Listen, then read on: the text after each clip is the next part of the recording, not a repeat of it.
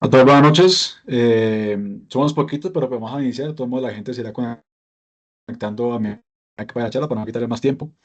El día de hoy pues, vamos a empezar con este último módulo de IMIGU, el módulo de infectología. Y pues qué mejor que empezar con esta charla a cargo del estudiante Oscar Cortés, de noveno semestre, este compañero mío, una persona muy crack, de verdad. Así que pues la charla del día de hoy es endocardititis infecciosa. Sin más, pues siento que empecemos, Oscar, para salir de esto y que todo salga muy chévere.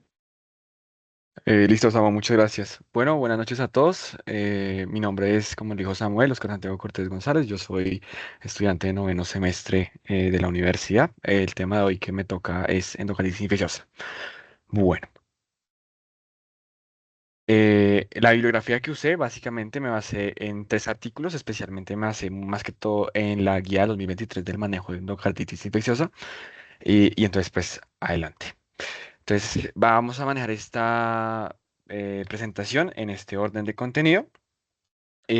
Iniciando pues por la definición. Entonces, la endocarditis infecciosa básicamente se define como una enfermedad que afecta a la superficie endocárdica del corazón con una infección que puede comprometer tanto las válvulas, ya sean nativas o protésicas, el endocardio mural, defectos septales y los dispositivos intracardíacos como pueden ser el marcapasos o el desfibrilador automático implantable.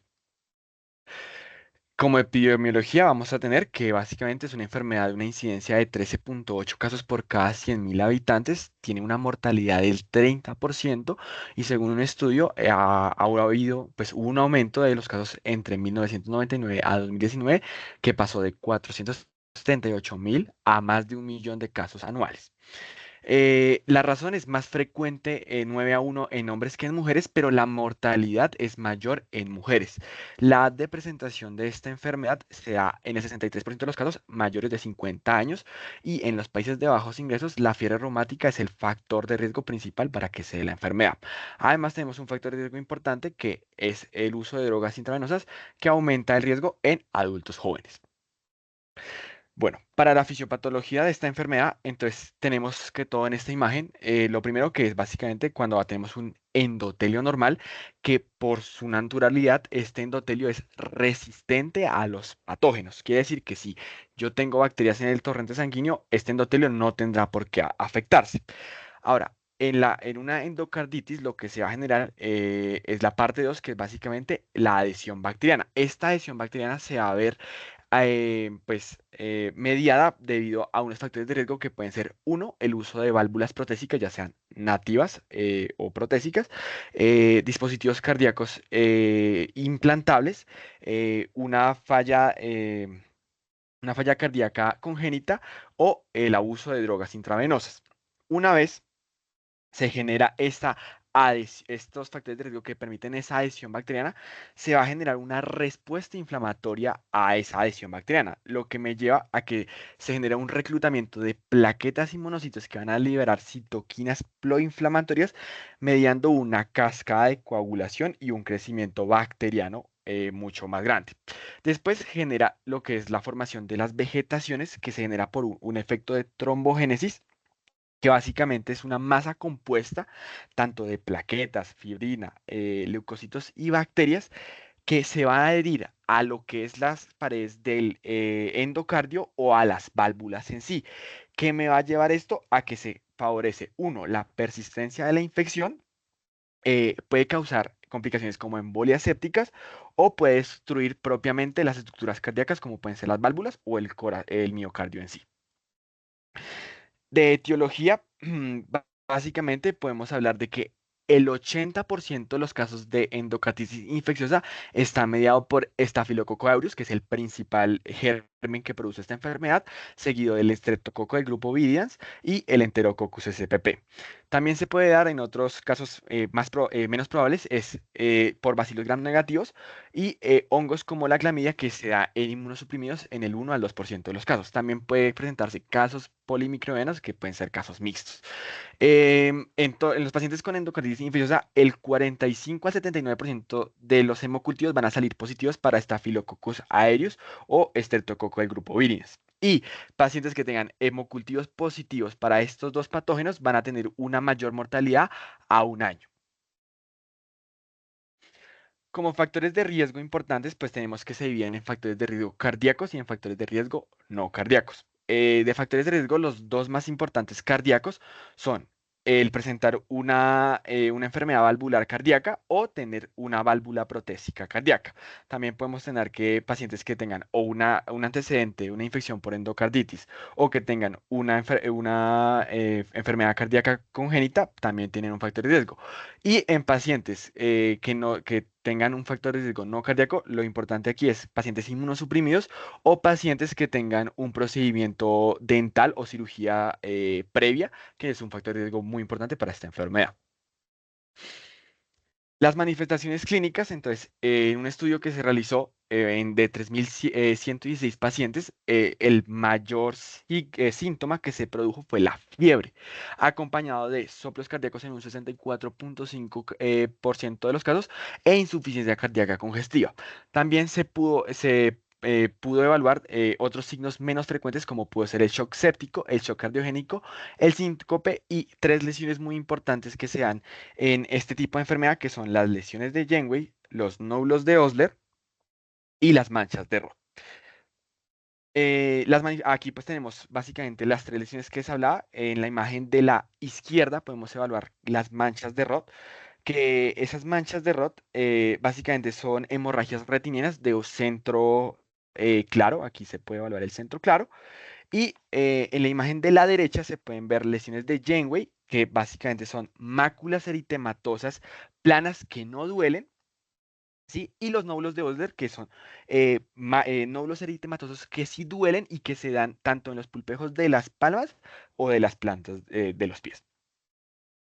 Como complicaciones de esta enfermedad se puede ver que es una enfermedad que no solo afecta al corazón, sino puede afectar a muchos más órganos, entre ellos lo que es el cerebro, que nos puede generar un SB. Se puede también generar pues abscesos intracraneanos o hemorragias intracraneanas. También en el corazón nos puede llevar a una falla cardíaca congestiva, a un daño valvular o a unas arritmias. A nivel de riñón puede llegar a generar también una enfermedad renal aguda y puede generar complicaciones embólicas dado su afectación tanto en el hígado, en el pulmón o en el vaso. Bueno, para el diagnóstico de esta enfermedad, básicamente lo que se usan son las pruebas de laboratorio común y corriente, pero estas pruebas hay que tener en cuenta que son útiles para la estratificación de riesgo inicial y el seguimiento terapéutico, más sin embargo, ninguna es específica para endocarditis infecciosa. Entonces podemos pedir un hemograma, una PCR, una procalcitonía y una ECG para mirar si el paciente está haciendo una reacción inflamatoria, o se puede pedir pruebas adicionales como una creatinina y la bilirrubina para evaluar si hay un compromiso multiorgánico de la enfermedad. Ya la prueba reina para el diagnóstico de endocarditis infecciosa son los hemocultivos. Es el pilar fundamental del diagnóstico. ¿Y cómo se deben tomar estos hemocultivos? Entonces, lo primero que se debe hacer son, uno, tomar tres juegos de hemocultivos que tengan 10 mililitros de sangre, separados por 30 minutos cada uno. Idealmente se deben hacer antes de los antibióticos y se deben tomar de una vena periférica para evaluar contaminación en caso tal de que se tomen de un catéter. Y no se debe esperar para la toma de estos hemocultivos a los picos febriles. También se pueden usar métodos un poco más específicos como el GRAM o métodos más rápidos como puede ser un nuevo método que es el MALDI-TOF que nos da un resultado a 1 a 2 días desde la toma. ¿Y para qué se usan estos hemocultivos? Nos ayudan, uno, para pues mirar la sensibilidad antibiótica y para guiar el tratamiento que se vaya a usar en esta enfermedad. Ahora, como sabemos, pues hay posibles etiologías raras de esta enfermedad que nos dan hemocultivos negativos. Esto se puede deber a dos cosas. Uno, al uso de antibióticos previos. Al uso de antibióticos previos y a patógenos existentes o intracelulares propiamente. Si me permite un momento.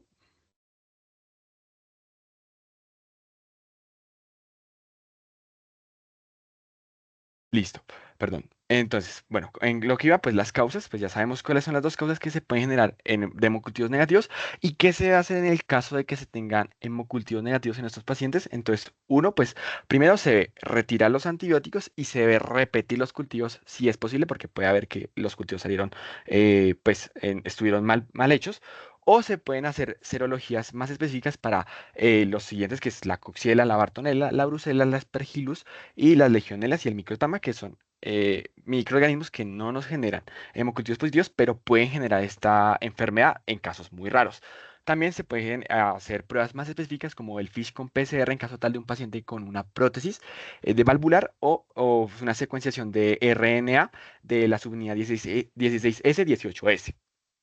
Y pues también se debe considerar otras causas de endocardititis no infecciosa que puede ser o el lupus o las neoplasias. Para imágenes diagnósticas de esta enfermedad, entonces se pueden usar de primera línea. Lo que primero se debe usar es la ecocardiografía de primera línea. ¿Cuál se debe usar? En específico, la transtorácica de entrada. Esta es útil para el diagnóstico, pero puede limitar el encontrar hallazgos más específicos de la enfermedad que sí se pueden ver en una ecografía transesofágica, que permite ver, uno, la visualización de las prótesis de mejor manera y ver hallazgos como las vegetaciones, su tamaño y su movilidad y complicaciones que pueden ser abscesos, fístulas, perforaciones y pseudoaneurismas que no se pueden ver en una transtorácica. También se pueden pedir imágenes más avanzadas que pueden ser una tomografía cardíaca o un PET scan.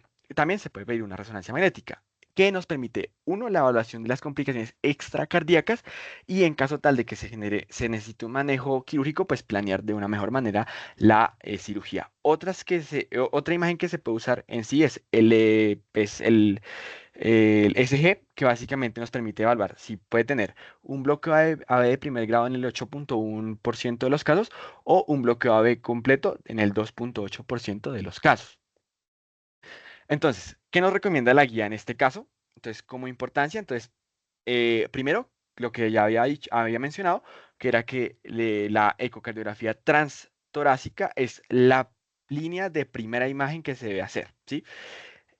Otra cosa que se puede evaluar es que la transesofágica es recomendada en todos esos pacientes que hayan tenido, que sigan con esa sospecha clínica, pero que hayan tenido un diagnóstico negativo o que no haya sido concluyente en una ecocardiograma transtorácico. Y por otro lado, en caso tal de que yo tenga una sospecha clínica muy alta, así me hayan salido en una evaluación inicial negativo, yo debo repetir esas imágenes más o menos entre 5 a 7 días después de la primera vez que se realizaron. Las imágenes diagnósticas avanzadas, como ya una tomografía computarizada cardíaca, se debe realizar en estos cuatro casos. Uno, para el diagnóstico de las complicaciones cardíacas, porque nos permite ver mucho mejor esas complicaciones, como los abscesos, las fístulas y los pseudoaneurismas. Dos, para la evaluación de lesiones a distancia, como pueden ser embolias sépticas, aneurismas micóticos o focos neoplásicos. Tres, para una valoración prequirúrgica en caso tal de una enfermedad coronaria o para una preparación de esa cirugía. Y cuatro, para ayudarnos a un diagnóstico diferencial en caso de que descarte o identifique focos alternativos. En el caso de una resonancia magnética, esta básicamente se limita a las válvulas protésicas y es mucho mejor que la tomografía computarizada en lesiones neurológicas porque permite ver mejor la isquemia en caso tal de que sea sintomática o evaluar hemorragias, abscesos o aneurismas micóticos de mejor manera. Ahora, esta puede cambiar el diagnóstico de una endocarditis infecciosa hasta en el 25% de los casos de donde tengamos una endocarditis con un diagnóstico inconcluso. Bueno, ahora sí, para el diagnóstico en sí de la endocarditis infecciosa, vamos a usar los criterios que nos da la guía de 2023 para endocarditis infecciosa, que básicamente se dividen en criterios mayores y criterios menores.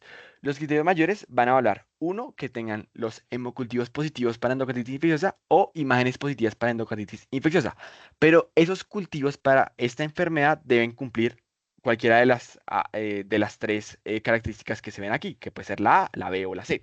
Si vamos a hacer unos hemocultivos, entonces lo primero que se debe hacer es que esos hemocultivos tengan microorganismos propios de la endocarditis infecciosa, aislados en al menos dos cultivos, que tienen que ser positivos para estreptococo, galeolíticos, los microorganismos del grupo ASEC, el Staphylococcus aureus y el Enterococo fecalis. Otra que se puede dar para estos hemocultivos es básicamente son los microorganismos consistentes con endocarditis infecciosa en hemocultivos positivos continuos. Entonces, ¿qué deben cumplir esta regla? Entonces, deben ser dos o más hemocultivos positivos tomados con 12 horas de diferencia o cuatro o más cultivos separados, donde el primer cultivo que se tome y el último cultivo que se tome deben tener una hora de diferencia entre las tomas. Y ya como último de cultivos, pues básicamente es un solo hemocultivo positivo para Coxiella burnetii o títulos de IgG fase uno que sean positivos de 1 en 800. Para las imágenes positivas de endocarditis infecciosa, lo que se debe tener básicamente son lesiones anatómicas o metabólicas, tanto valvulares, perivalvulares o periprotésicas, destacadas mediante cualquiera de las siguientes imágenes, que puede ser una ecocardiografía, ya sea transtorácica o transesofágica, una tomografía cardíaca, o se puede hacer una tomografía PET específica para el 18F, 18F, FDG, o se puede hacer una tomografía SPECT con leucocitos marcados para evaluar esta. Cualquiera de estos que salga positivo, pues cuenta como criterio mayor. En los criterios menores, entonces se deben evaluar cinco criterios menores. El primer criterio menor son condiciones predisponentes. Pacientes, aquellos que tengan una enfermedad cardíaca de alto riesgo o personas que se inyecten drogas intravenosas. La segunda es pacientes que tengan una fiebre definida como temperatura mayor a 38.0 grados centígrados o pacientes que tengan una diseminación embólica vascular, y aquí se van a incluir esos diagnósticos asintomáticos detectados por la imagen solamente, que pueden ser básicamente esos émbolos sistémicos o pulmonares que se pueden presentar, complicaciones sépticas osteoarticulares hematógenas, aneurismas micóticos y las lesiones de Jenwich, que ya los habíamos hablado.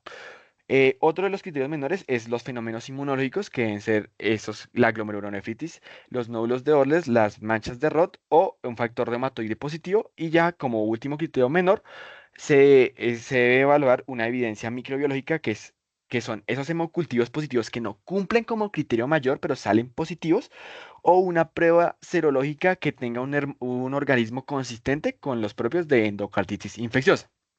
Una vez se hayan tenido estos, estos criterios diagnósticos, se ven, pues, según lo que me salga, lo voy a clasificar la endocarditis infecciosa en definida, posible o descartada. Si es definida, para una endocarditis ya definida, se debe tener dos criterios mayores o un criterio mayor con al menos tres criterios menores o cinco criterios menores para que sea pues una endocarditis definitiva. Si yo tengo una endocarditis posible, debo tener o un criterio mayor con uno o dos criterios menores o tres a cuatro criterios menores. Y para que yo ya tenga una endocarditis descartada, pues no se debe cumplir ninguno de los anteriores criterios que ya se hablaron. Bueno, entonces, para básicamente el manejo de la endocarditis se debe pues diagnosticar en sí, pues ese diagnóstico de la endocarditis se debe dividir en tres. Uno, en pacientes que tengan sospecha de endocarditis con válvula protésica, en pacientes que tengan una endocarditis, una sospecha de endocarditis en válvula nativa, o en pacientes que tengan una sospecha de endocarditis con dispositivo intracardíaco. Entonces, para un paciente, en este caso, en este algoritmo, la guía nos propone que lo primero que se va a hacer, y esto es para todos los algoritmos de aquí en adelante igual, es hacer, uno, la primero, evaluar la presentación clínica de la enfermedad, tomar los cultivos y realizar una imagen, en lo posible que sea tanto ecocardiografía transtorácica como transesofágica. Una vez tengamos los resultados de esto, se debe realizar pues la clasificación de la enfermedad según los criterios diagnósticos que acabamos de hablar, y según esos criterios, en caso tal de que sea definitiva, pues se procede al diagnóstico. Si ya no, si se descarta la endocarditis, pues ya no se tiene que buscar otra enfermedad que cause estos síntomas, y en el caso tal de que nos dé una enfermedad posible, entonces para este caso en específico se ve, uno, repetir los cultivos, porque pueden que hayan salido inconclusos o negativos. Se debe repetir las imágenes en un plazo de 5 a 7 días o se debe realizar imagen cardíaca avanzada, como puede ser en el caso de la válvula protésica, se puede hacer tanto tomografía cardíaca como un PET scan. Eso es lo que se puede hacer en el caso de una válvula protésica. Para una válvula nativa, lo que cambia en sí es que no se debe realizar en caso tal de las imágenes avanzadas un PET scan, sino solo se debe hacer una tomografía cardíaca para el diagnóstico de las lesiones valvulares. Y para pacientes que tengan dispositivo intracardíaco asociado a endocarditis infecciosa, lo que se debe hacer es un PET scan. O sea, estas son las diferencias importantes en el manejo de estos tres pacientes con sospecha de endocarditis infecciosa.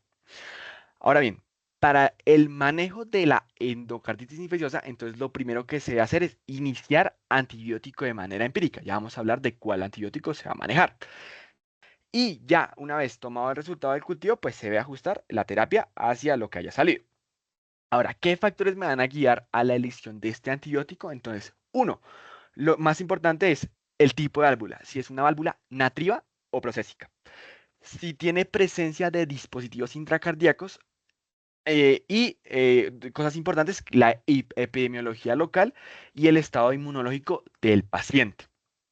Entonces, para el manejo, lo que nos recomienda la guía es básicamente iniciar una terapia empírica con ya sea ampicilina, ceftriaxona o vancomicina más gentamicina hasta que el patógeno sea identificado. Una vez tengamos los cultivos positivos, vamos a realizar el ajuste de la terapia. Entonces, ¿cómo se va a realizar ese ajuste de la terapia? Como yo lo había hablado, depende en la columna del medio, vemos que depende es del tipo de válvula que tenga. En el caso y del microorganismo que tenga. En el caso tal de que sea estreptococo, si tenemos una válvula nativa, se va a usar ceftriaxona más gentamicina por 4 semanas. Si es estreptococo con válvula protésica, es ceftriaxona más gentamicina, pero por 6 semanas. En el caso tal de que tengamos un estafilococo, si es válvula nativa, se debe hacer flucoxacina y cefazolina con vancomicina por 4 a 6 semanas y en caso tal de que sea una válvula protésica se debe hacer el mismo manejo pero por 6 semanas agregándole la rifampicina. Si tenemos que es un enterococo, en caso tal de que sea válvula nativa, pues ampicilina más gentamicina más vancomicina más gentamicina o se puede usar ampicilina más ceftriaxona por 6 semanas. En caso de una válvula protésica se debe usar ampicilina con gentamicina o vancomicina con gentamicina o ampicilina con ceftriaxona. Cualquiera de los tres se puede usar en caso de las 6 semanas. Y en caso tal de que tengamos esos microorganismos que hablábamos con cultivos negativos, ya sea válvula protésica o válvula nativa, se debe basarse en factores epidemiológicos de la región y se debe pues pasar la interconsulta a un especialista pues en infecciones para que nos dé mucho mejor el manejo dirigido hacia estos microorganismos. Bueno, también en el caso de la endocarditis infecciosa no solo es manejo pues, farmacológico, sino también se puede hacer un manejo quirúrgico, un abordaje quirúrgico. El abordaje quirúrgico se debe hacer siempre y cuando sean en tres situaciones, que son estas. La primera, uno, un paciente con falla cardíaca que tenga o edema pulmonar refractario, shock cardiogénico o disfunción valvular severa. Dos, una infección no controlada, que puede ser por abscesos o pseudoaneurismas, puede ser también por diesencia protésica o un bloqueo AB de novo. Y también puede ser en infecciones, esos pacientes que tienen infecciones persistentes que no han respondido al manejo con antibiótico. Y tres, en la prevención de embolias. Se debe hacer la cirugía en dos situaciones. Uno, en vegetaciones que tengan mayor o igual a 10 milímetros que con antecedentes de embolias previas, de accidentes embólicos previos, o en vegetaciones que sean de mayor o igual a 10 milímetros sin embolias. ¿Qué nos dice la guía frente al manejo de estas tres pues, causas que que pueden llevar al manejo quirúrgico? Entonces, en caso tal de que tengamos una falla cardíaca, se debe evaluar uno, pues ya sabemos lo que es el hecho cardiogénico o un edema pulmonar. En caso tal de que sí, pues se hace una cirugía de emergencia y en caso tal de que no, tenemos que mirar el estado hemodinámico del paciente. Si es así, pues se hace cirugía y si no, pues ya no es necesario realizar un manejo quirúrgico. En el caso de una infección no controlada, pues se deben mirar complicaciones locales como pueden ser los abscesos, las vegetaciones, que lo que nos llevaría a un diagnóstico quirúrgico. Y en caso tal de que no sea así, pues se debe evaluar pues, si tiene cultivos positivos todavía persistentes frente al manejo antibiótico y pues ahí uno evalúa si debe hacerse o no cirugía.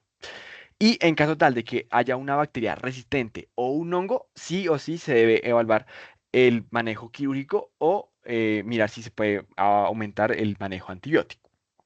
Y ya para el riesgo de embolia, hablamos de las dos pues, características quirúrgicas que se deben tener, que son las vegetaciones mayores a 10 con antecedente de embolia o vegetaciones a 10 sin antecedente de embolia. Cualquiera de las dos lleva cirugía con el tal de prevenir pues, alguna complicación embólica. Ya frente al pronóstico y el seguimiento de esta enfermedad, entonces el pronóstico que se mira es que los pacientes tienen una tasa de supervivencia de un año en el 85 al 90% de los casos y a 5 años hasta el 80%. Ahora, factores de mal pronóstico en el caso tal de pacientes que hayan tenido esta enfermedad, pues que hayan tenido una recaída o una reinfección, una insuficiencia cardíaca, la edad y comorbilidades asociadas a esto. Ahora, ¿qué se debe tener en el seguimiento de estos pacientes? Uno, pues los cuidados continuos que se les debe dar, que es básicamente la educación de un paciente que haya tenido esta enfermedad antes de darle el alta, la revisión clínica al año, perdón, aquí era al mes y luego al año y estar alerta ante fiebre, disnea o escalofríos que nos digan que tuvo una reinfección o una recaída de esto. Y también, pues, hacer buena higiene bucal y cutánea y evitar tatuajes o piercings. Aquí hablamos, la guía nos habla de dos cosas que son la recaída que se debe es por el mismo microorganismo y el tiempo de producción es menor a 6 meses y se debe iniciar antibiótico terapia IV de 4 a 6 semanas y si se tiene un foco quirúrgico pues se debe realizar cirugía. Para los pacientes que tengan reinfección, se caracteriza porque es por un microorganismo diferente y se da a los 6 meses posterior al tratamiento de una endocarditis previa y esta se debe manejar como una infección nueva, o sea, se debe realizar todo el diagnóstico y el manejo como si fuera de nuevo.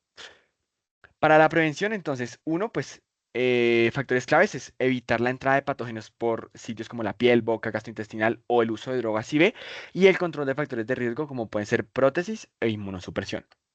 Y se deben realizar estrategias preventivas como la prevención primaria y secundaria de la fiebre reumática en caso de pacientes de bajos ingresos y la profilaxis antibiótica actual, que en la guía se recomienda solo en pacientes de alto riesgo de procedimientos dentales invasivos y se debe realizar con amoxicilina oral, dosis única de 2 gramos. Esta es una recomendación clase 1 de evidencia B. Ahora, la prevención en pacientes que se hayan hecho procedimientos de higiene orales, pues uno, mantener una higiene bucal óptima, una buena higiene cutánea y reducir la manipulación vascular innecesaria para evitar la contaminación cruzada. Y consultar ante fiebre sin causa porque pues se puede descartar una endocarditis infecciosa de inicio precoz en caso tal de pacientes con factores de riesgo. Y ya para finalizar, la guía nos deja unos mensajes clave o unos mensajes para llevarse a la casa que no se nos debe pasar en caso tal de tener un paciente con clínica endocarditis infecciosa. Entonces, el primero es sospechar al paciente. Entonces, todo paciente con fiebre sin foco claro y factores de riesgo se debe pensar siempre en una endocarditis infecciosa. Segundo, la ecocardiografía transesofágica es indispensable porque es mucho más sensible, pero no quiere decir que si no tenemos esta, con una transtorácica no podamos hacer el diagnóstico. En el caso tal de los hemocultivos, pues ya sabemos que es la piedra angular del diagnóstico y se deben idealmente tomarlos antes de iniciar el antibiótico y siempre que sea posible 3 tomas separadas. Y pues la cirugía también nos puede ayudar mucho al manejo de esta endocarditis porque pues ya sabemos que está indicada en 3 situaciones importantes y nos puede ayudar a tratar mucho mejor estos pacientes. Los antibióticos se deben dar sí, pero con una bien dirigidos, ¿no? Entonces la duración mínima son 2 semanas en la nativa y en 6 semanas con válvula protésica. Esta terapia siempre se debe iniciar, uno, empírica y dos, siempre cuando ya se tenga resultado de estos hemocultivos, se debe hacer dirigida según el tipo de válvula y el microorganismo que se tenga. Nunca se ve subestimar la profilaxis en pacientes de alto riesgo porque en pacientes con factores de riesgo para endocarditis infecciosa que se hayan sometido a un procedimiento dental, se les da amoxicilina y nos puede evitar una complicación que es la endocarditis infecciosa. Dos, los pacientes pues tienen que mantener una higiene tanto bucal y cutánea mucho mejor para evitar contaminación o diseminación de los microorganismos. Y, y ya lo último es el seguimiento a largo plazo, es fundamental. ¿Por qué? Porque este nos evita el riesgo de recaída o el riesgo de reinfección y nos ayuda a prevenir las complicaciones de esta enfermedad. Muchas gracias a todos.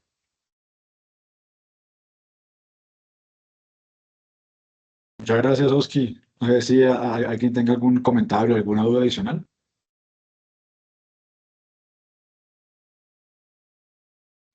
¿Aló? ¿Me escuchan? Sí, ahí te escuchamos bien. No, pues primero quiero felicitar, me gustó mucho la charla y entiendo que quizás es un poco difícil entender el tratamiento tanto empírico como dirigido